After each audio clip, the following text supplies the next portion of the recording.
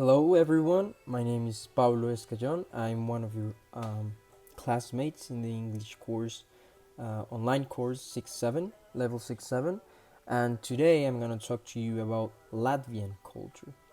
Latvia is one of the three Baltic states with Lithuania and Estonia. They are located in northwestern Europe next to the Baltic Sea. The reason I picked this country is because I think it's a very unknown culture for most people. Because you about Europe, you really know about Spain, about France, about Italy, like the most common or famous countries. But these countries also make up the European Union, the European territory. So I think it's very important to know other cultures and to know other ways of living that you are not used to know. So the country has an estimated of 2 million people, so it's quite a small country.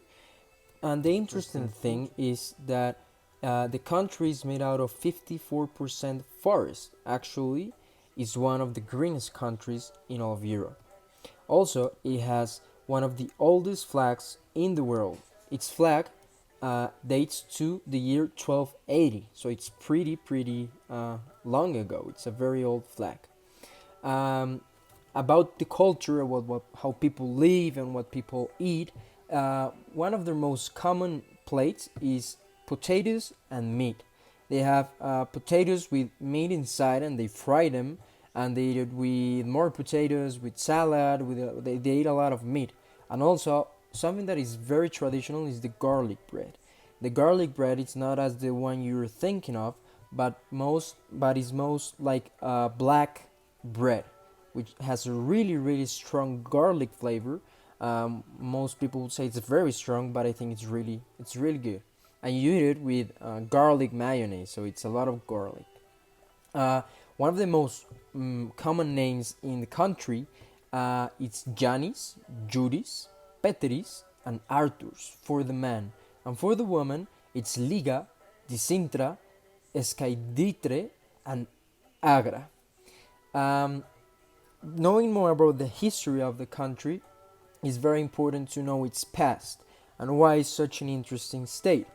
The Baltic countries, including Latvia, used to be part of the Soviet Union. They were very close to the Iron Curtain, so for most of their history, they were part of the Soviet Union.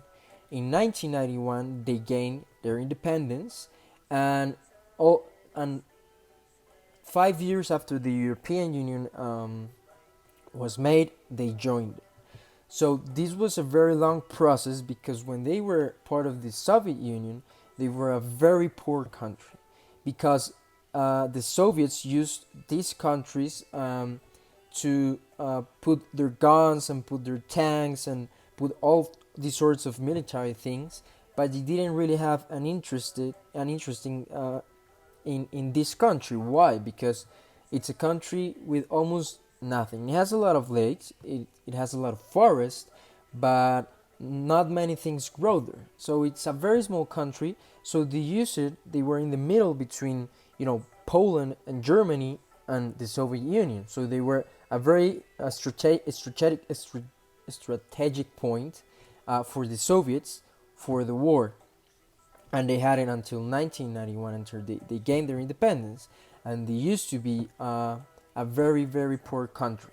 So after the Soviet Union ended, they tried to convert into a new country, to transform it, to make it more modern, to enter the European Union, to adopt the euro as their currency. So it was a really long process, but they have made a lot of process. They have a really good train system. They still have the Russians train trails, so they're not connected to the European trails of the train. So that's something that they have to work on and they're working on.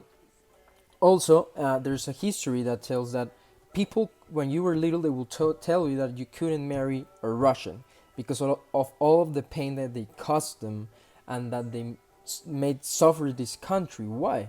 Because as I have been telling you, it was a really poor country, an abandoned country by the Soviet Union. They really didn't care about the people. their well-being, their their life. They're only cared about war and winning the war. So it was very, very, very abandoned to the people that lived there. So people suffered a lot of hunger, and that's why, of course, they created this resentment against the Russians. So they will tell you when you were little that you couldn't marry a Russian. So I think to conclude that it's a very interesting country. People are very friendly. The cities are very small, so most people know each other. And their capital city, Riga, it's full of canals. So it's like a small Amsterdam or a small Venice, but in the north. And you can travel very easily along the country because it's all full of forest. So there's a lot of national parks that are very, very protected, and there's not very large cities. So they protect a lot of their nature and the green that they have in their country. So I think it's very valuable in terms of what Latvian people do. Also, to finish, this is their alphabet, which is kind of different to our alphabet. And the interesting thing is that Lithuania, Estonia, and Latvia speak three different languages. They come from the same root. They're kind of similar, but they're completely different. And they are three small countries in the same place. So it's very interesting that they have very different languages. So thank you very much for hearing me.